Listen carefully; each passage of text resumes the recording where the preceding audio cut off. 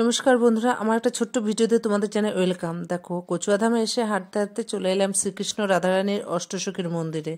তা চলো, গেট দিয়ে ভিতরে ঢুকে যাচ্ছি, দেখাই তোমাদের ব্যাক ক্যামেরা করে মন্দিরটা।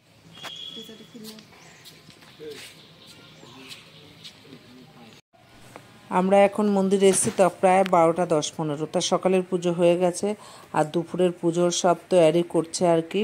তা যাই, অনেকটা জায়গা নিয়ে মন্দিরটা।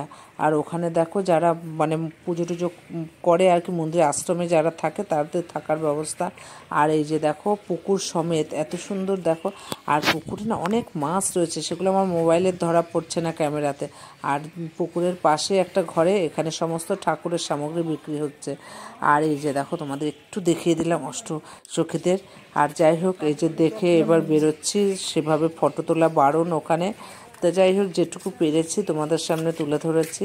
আবার মন্দির ঘোরা হয়ে গেছে, এবার আমরা বেরোবো। তা ভিডিওটা যদি ভালো লাগে একটু লাইক কমেন্ট করে পাশে থেকো প্লিজ।